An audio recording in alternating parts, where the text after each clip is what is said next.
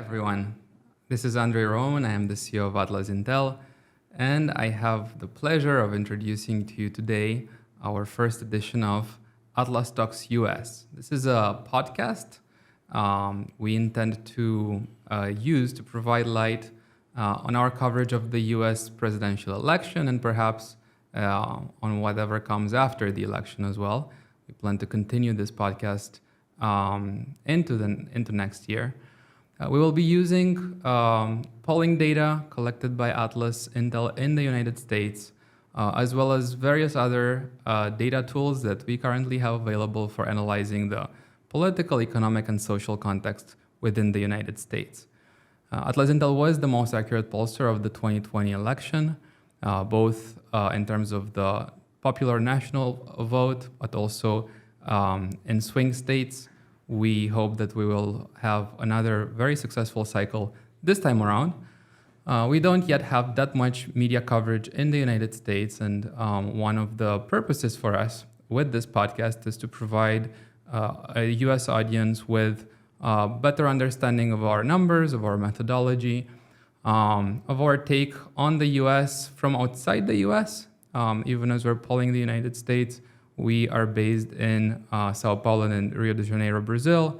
But that can also be a good thing sometimes in times of political polarization, very charged by political partisanship. Having a take from a bit afar sometimes is a bit perhaps more impartial and more rigorous. We will be showcasing our tools, showcasing our methodologies, and at the same time providing you with our understanding of what the numbers show, right? What are the main tendencies we see within our data, and what is our take on the US election as impartially as we can possibly be in these very politically charged and polarizing times. Joining me, we have Pedro Azevedo. He is our head analyst for US coverage. How are you, Pedro? Hi, boss. I'm doing great. Thrilled to be here. Thank you for joining me.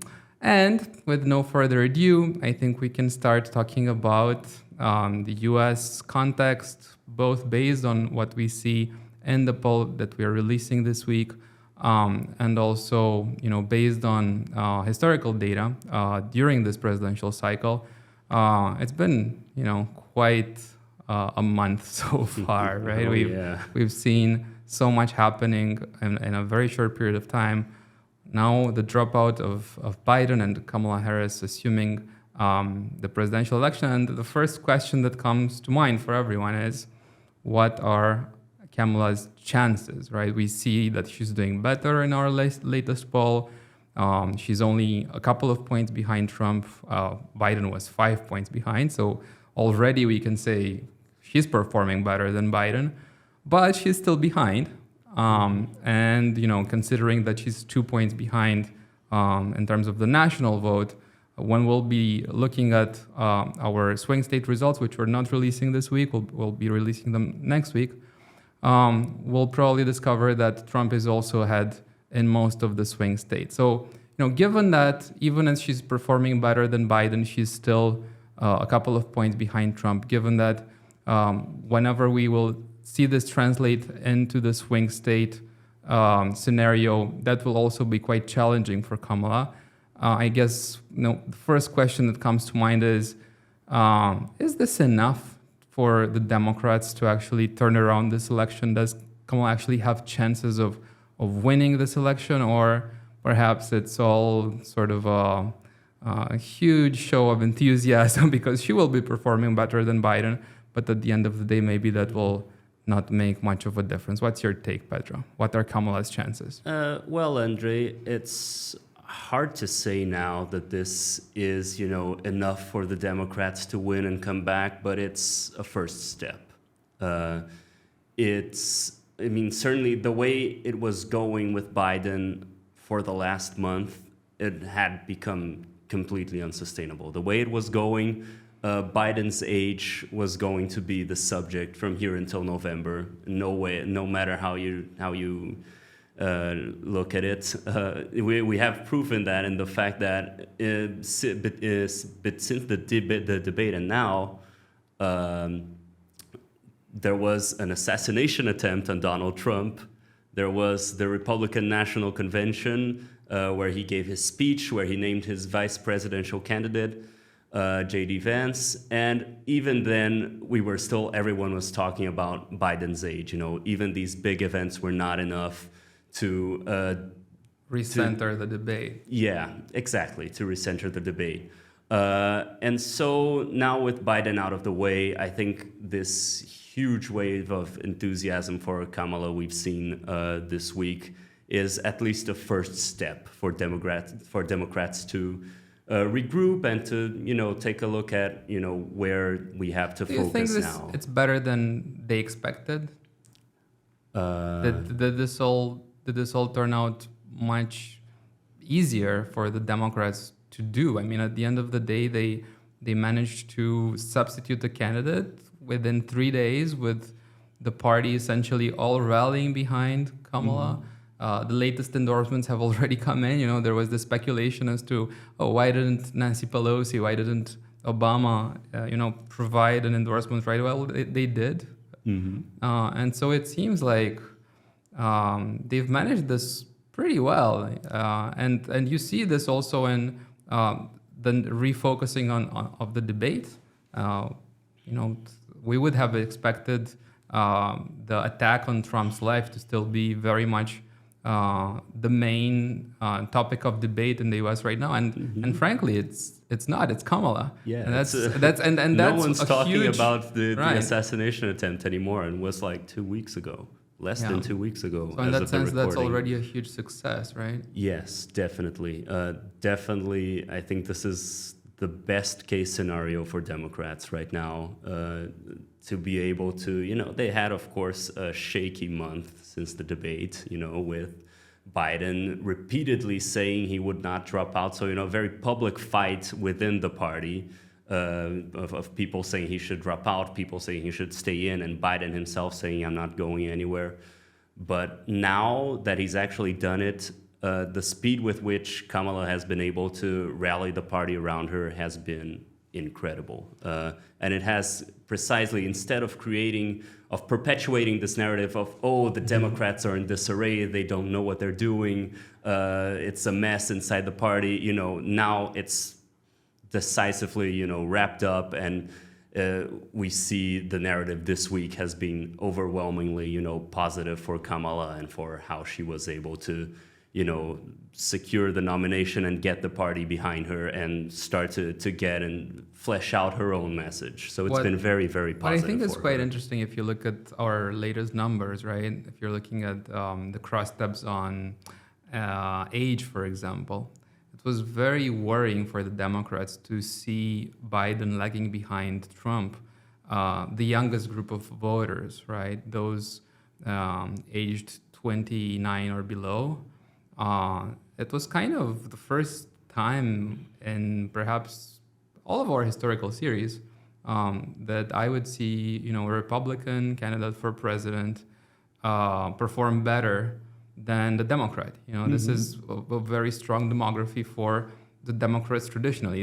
So it was so much so that at some point it was speculated that soon enough Republicans will not be able to win elections anymore because of the huge generational gap and sort of this process of aging, of the U.S. electorate.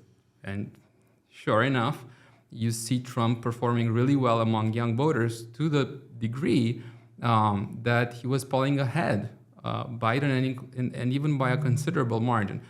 The first big change I'm seeing in our numbers after Kamala stepped in, there are some demographics in which she's doing better, some demographics in which she's doing worse than Biden. But the single most consequential one, in my opinion, is her performance among young voters. This is something that was really worrying for the Democrats, and the whole social media presence, the dancing on TikTok. The whole meme phenomenon, on social media platforms, it seems to be helping the Democrats quite a bit right now. Yeah, no, for sure. I think a lot of that is sort of, exactly looking from the perspective of these young voters who are looking at, again, like we said, the debate was terrible for Biden, but it also was not good for Trump. Everyone was focused on how Biden performed poorly, but I think so. I thought it was a very good debate for Trump. it was, but only because everyone was focused on Biden, and Biden did not have the strength, I think, to push back on what I think Trump. People were saying, people who were sort of accusing Trump of lying after the debate were trying to frame this as well. He performed well because he always performs well by lying. And there were various statements that fact-checked don't look that well perhaps. But one topic in that debate that I thought Trump navigated really well was abortion.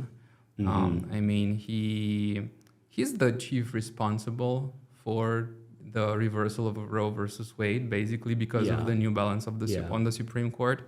And everyone looking at that debate, the way he framed the entire topic, talking about how this should be given to the states, and the states will deal with it.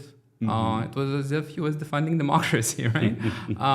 And it seemed also quite reasonable, in the context of everything that this debate has been, and also in the context of the impact it has on young women across the country, right? Many of whom are, in need of traveling across state borders, many of whom are not able to do that legally because of the legislation within their own states.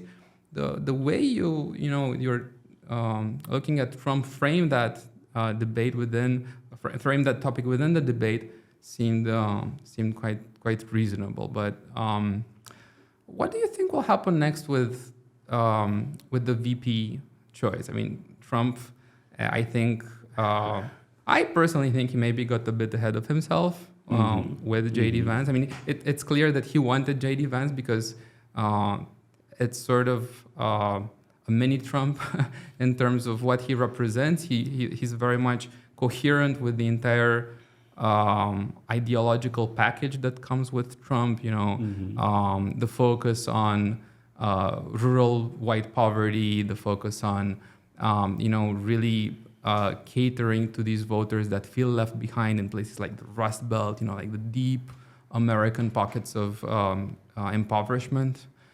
The whole thing about manufacturing and bringing back jobs to the U.S. There's a lot of coherence in the choice in terms of how the J.D. Vance figure aligns with that of Trump, but that's not usually how you pick a VP candidate. Usually you pick someone who complements and provides diversity and brings more people to the table as opposed to just reinforcing what you already have. And my opinion on the J.D. Vance choice was that he only made it when he thought, well, I basically just won the election. I just survived an attack on my life. Here I am. I'm alive. Who would have thought that I could be alive after what just took place? And so in this kind of context of invincibility and immortality, right? Trump comes and says, hey, if I can make any choice I want, the choice I want to make for my VP is J.D. Vance. Right. It now appears as if, both because statements that J.D. Vance and interviews that he gave after being appointed, and also things that have resurfaced from before, and many, controversial statements. The one about cat ladies is really bad.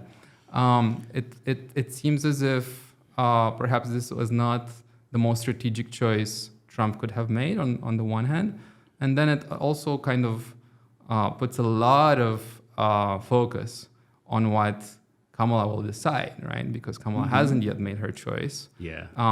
And that seems to be something that will be the next step in terms of gaining further momentum for her campaign. So what do you think about that? Who's the likeliest pick? And will this actually turn out to be bad news for Trump whenever she makes that choice? Yeah, I think it's very likely that it will turn out to be a bad news for Trump.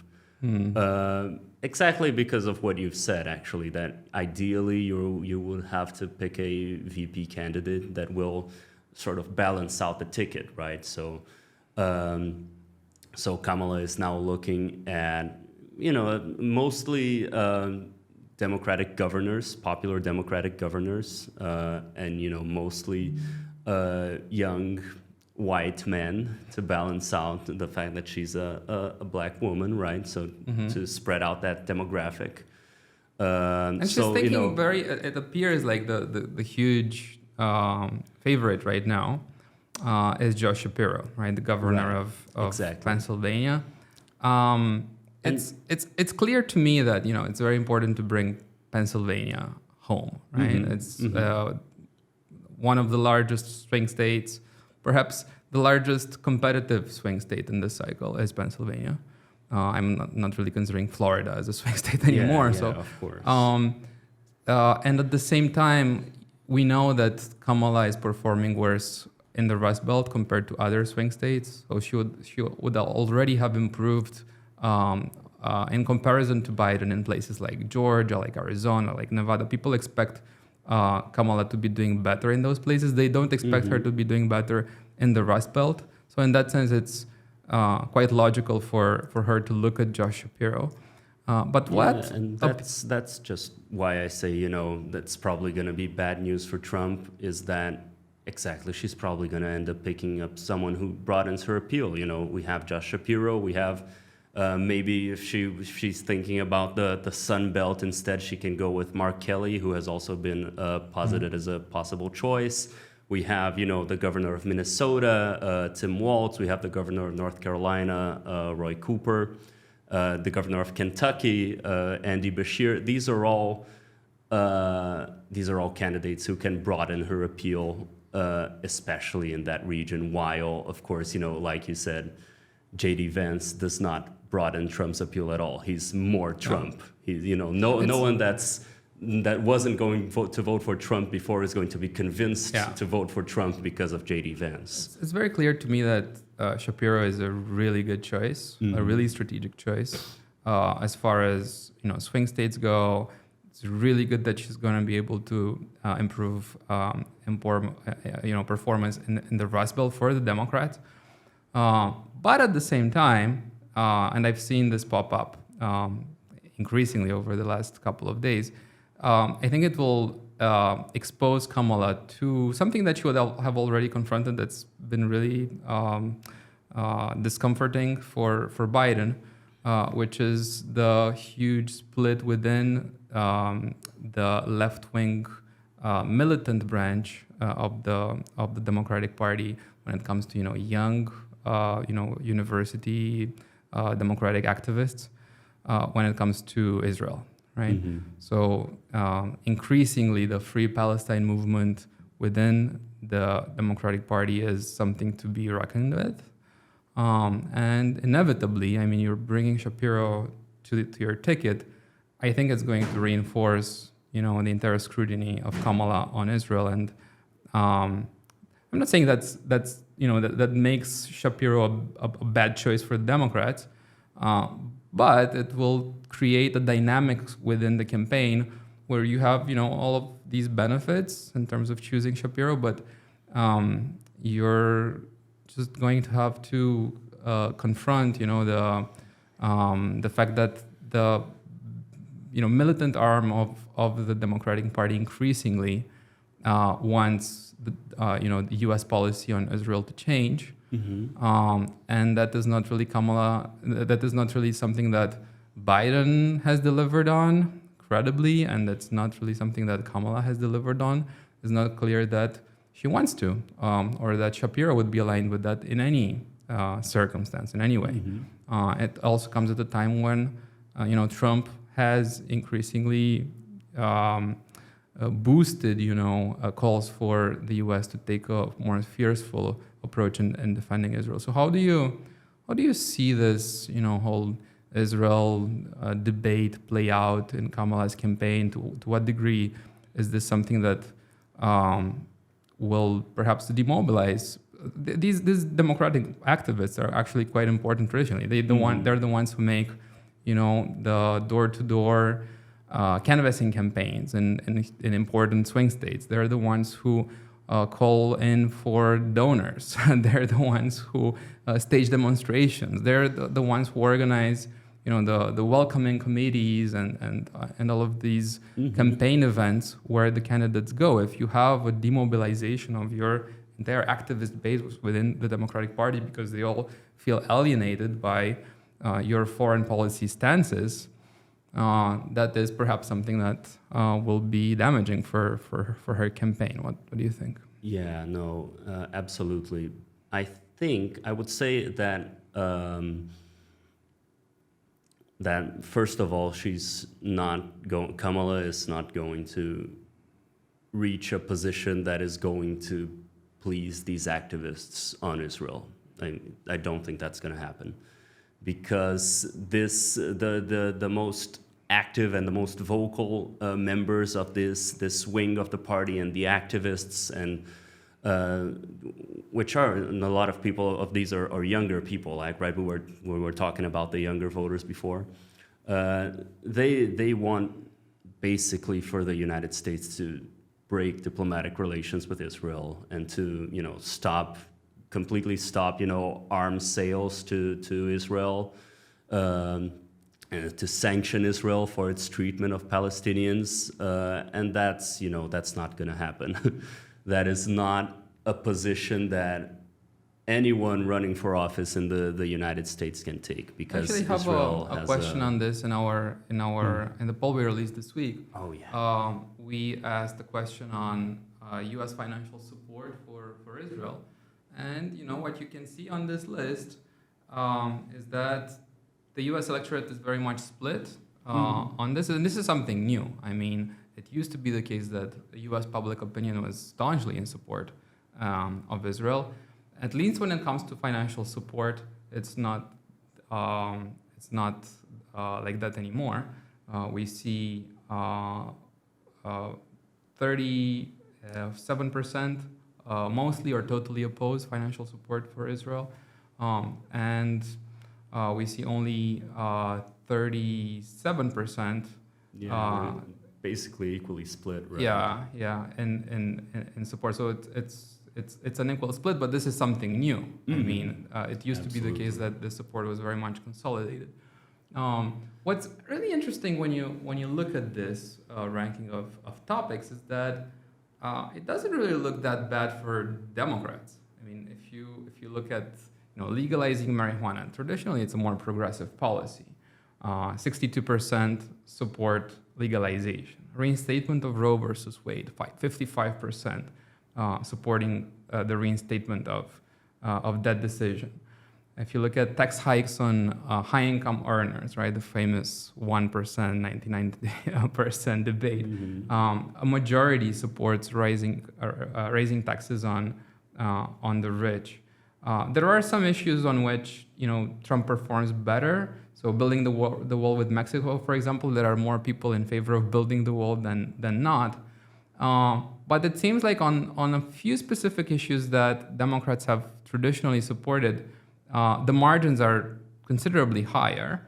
And I would point out in particular here, Obamacare, 27% only support rescinding Obamacare. There is a majority of 53% opposed to any idea of rescinding Obamacare. So if this is the case, like if I would look at an average here, Democratic policies, Republican policies, some are supported by, some Republican policies are supported more than rejected, and that's the same with the Democrats. But the margins look really good for the Dems here on a wide variety of topics, and it kind of brings to mind the question as to if this is what the policy support is right now in the U.S.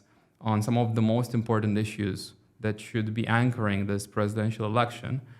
How do we make sense of the fact that Trump has been leading this race for the past year, and he's even continuing to lead the race even as Kamala has stepped in. She's performing better than Biden, but she's still behind. How do we reconcile the issue based approach with the vote preferences. Well, it's a matter of image first and a matter of issue salience, I would say, because Trump projects this image of being he's a very, of course, grandstanding, exactly. He's very boisterous. He's very, he seems always confident of what he's saying. He projects confidence. Yes, exactly. He's, exactly. He's this projects big guy. American He's power, very confident. He has, say what you want about the hair, but it's impressive. Right. He's a very impressive figure, I think. So it's not only about the policies as we discuss them one by one. What do you prefer on this or on that? But regardless of what you're telling me about the policies, will this person actually have the skills, the force, the determination, and the credibility to carry forward the program? Perhaps there are some things within that program that I agree, some things that I don't disagree with. But if they're not able to deliver on anything, then maybe I shouldn't be voting for this candidate. Yeah, which leads which us was to one another, of Biden's huge challenges, right? Yes, I mean, how do you convince people that the program can be great? Someone needs to implement that program. Right? Exactly. People couldn't trust that Biden would be, the guy to take these issues that are very important to the American people and put them in action because of exactly an image problem, right? This matter that the discussion was all around his age and how frail he is and his gaffes, and so you're all looking like, okay, this guy is not going to be able to deliver this. Which brings us to another question that I think it's very interesting from our latest poll, which is, of course, we asked the voters, between Donald Trump and Kamala Harris, whom do you trust more to deal with each of the following topics? And we see, now you look at this graph and it's mostly even split. We have Harris performing very well in education, in healthcare, so these more social issues that are traditionally more associated with Democrats. Really if you're looking at this, the salient ones, though, the ones that appear to be dominating U.S. Political debates, the whole media coverage of this race, it's not really about education or healthcare, is it? Exactly. It's mostly the graph about is evenly split, but if we look at immigration, if we look at foreign policy, we have China-U.S. competition, we have the conflict between Israel and Hamas that we were talking about earlier. We have the war in Ukraine, of course, and some economic issues, the national debt, reducing inflation. All of these are issues where Trump is more trusted than Kamala by the electorate.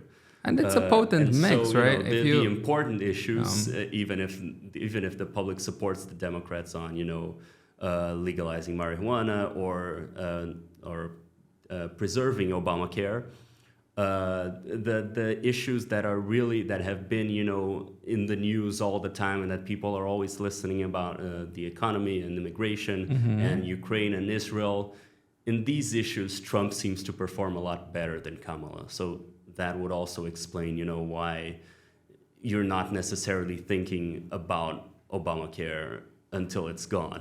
This if issue you combo, have Obamacare now, you're not worried that Trump's going to rescind it. You sort of don't really believe it until it's gone.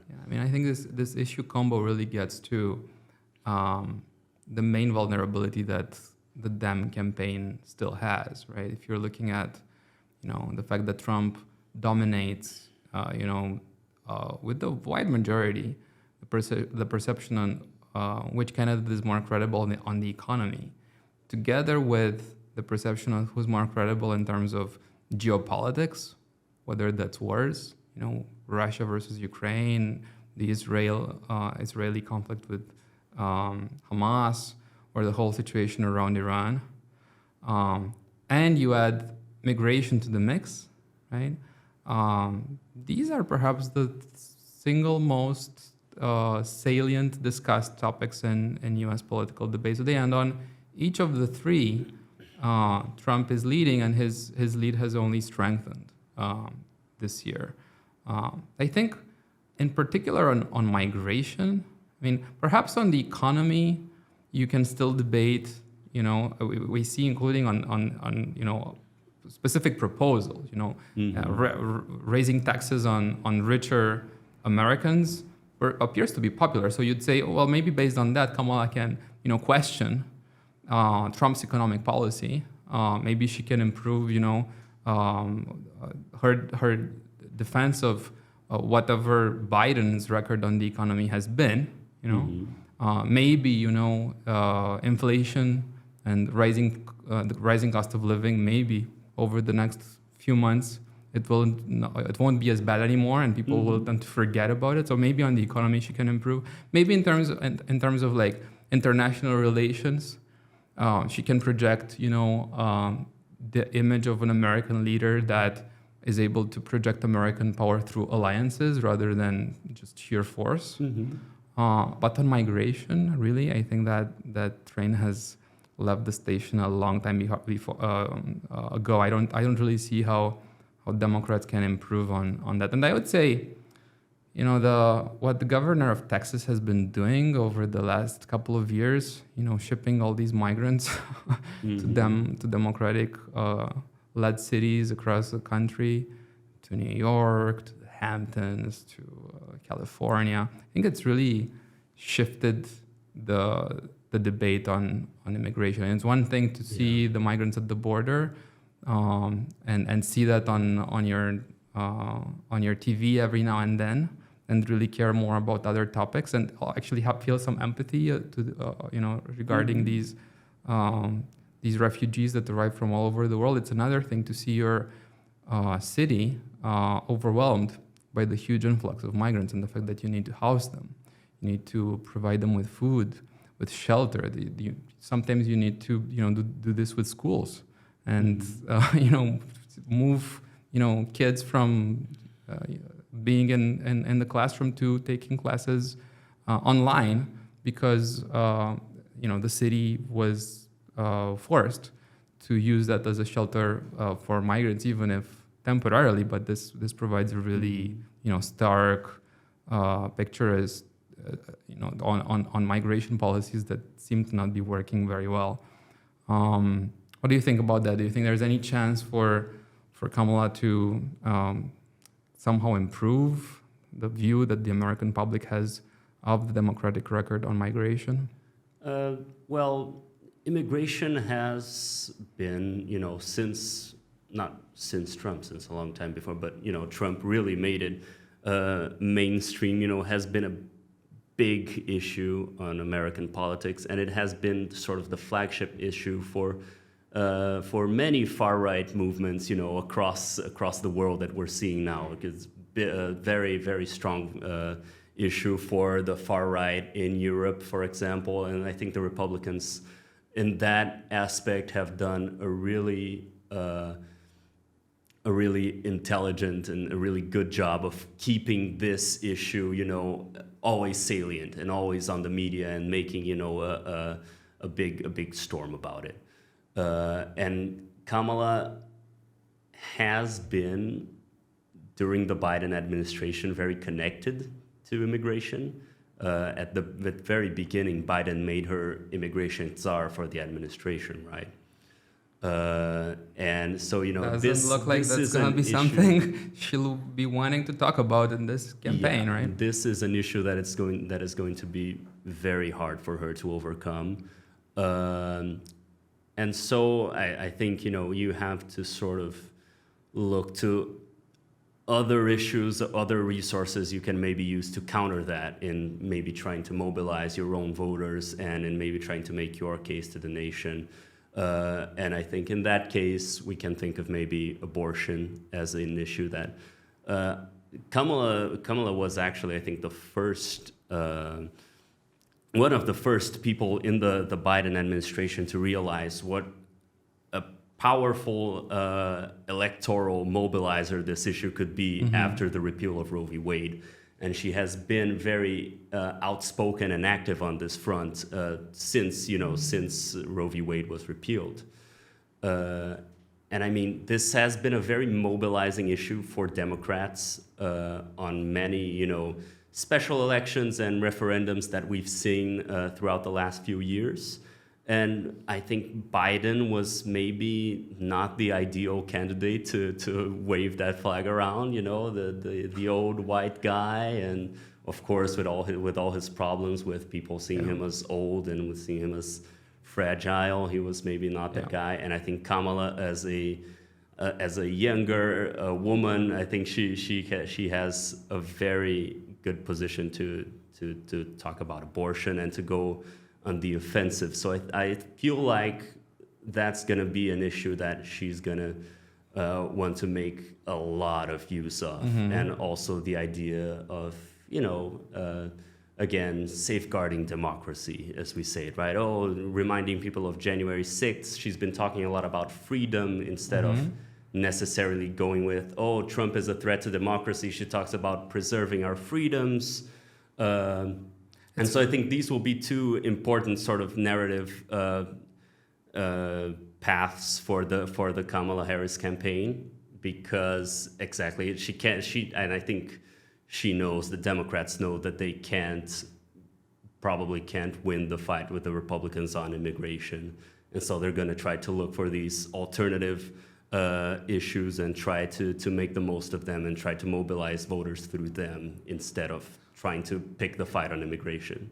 So what do you think will happen to Biden during the next few months? I mean, he's a lame duck president, not the comfortable position to be in, but it's a bit worse than that. I mean, the last occasions on which Biden has tried to provide any sort of mass media appeal within the U.S. I mean, his debate was a catastrophe. The last few interviews were quite bad. It seems as if increasingly, exposing Biden to the American public in a way that's not perfectly scripted and staged, and when they do that, it's really visible that it is scripted and staged. Whenever it's not, it's very dangerous. Whenever it is scripted and staged, it appears a bit fake. What do you think will happen in terms of the strategy for the campaign in terms of dealing with these vulnerabilities that Biden has? I mean, will they be hiding Biden? Will they be... it's a bit strange to have, a VP who is much more visible, active, popular, talked about than the standing president of the United States. Is really unprecedented. Do you think that the campaign will be able to manage that well, or will this be perhaps something of a risk of a potential negative downturn for Kamala's campaign? Yeah, I think the Harris campaign will have a very thin line to navigate here between trying to highlight, the achievements of the Biden administration and the part she played in them, while also, I think, trying to distance herself from Biden and trying to, because of course he had become very unpopular by now. And I think they will try to. I think Biden will actually make campaign appearances for Harris. I think he'll be there, but I don't think they're gonna play up that angle very much. Exactly because like you said, it's weird. People are gonna find that weird. But it's also weird not to do anything. That's a bit of my. The president, and we have this other candidate here. But it's also weird not to do anything about it, right? And I think finding the right balance, the right tone, projecting Biden as still a relevant player while not taking risks, it's gonna be a bit hard. And it's, it bears the question as to, is there any chance that he could actually resign and that she could take over? I don't know. What do you think? Well, there's been a lot of of talk about that, of rumors about maybe Biden will resign, but I think that's very, very unlikely. we've seen during this last month how stubborn he can be, and how how he's. I mean, and I can't, of course, read the mind of the President of the United States, but it looks to me as he's very dug in, and he something intends that he'll want to do. Yeah, right? and I think Is that something there's no way you can sort of expel him from that position either, right? And so, but more than that, even more than thinking about Biden's personal reasons, I think it would be a big strategic mistake for Democrats. I think right now you can have Kamala in a position, right, as a candidate of looking to the future, of showing us, what can be, and she's unburdened by what has been. We're not talking about Biden right now. We're talking about Kamala, and we're talking, and everything that's the problem now. The immigration. She's in a very special position where she can talk about the accomplishments of the administration while also not being responsible for it anymore, because now she's the candidate. No one's going to think about her as the VP anymore. She's the candidate. And so all the bad things that's still Biden's responsibility, right? So the crisis on the border and inflation and having to deal with funding Ukraine and Israel and whatever, that's what Biden's doing.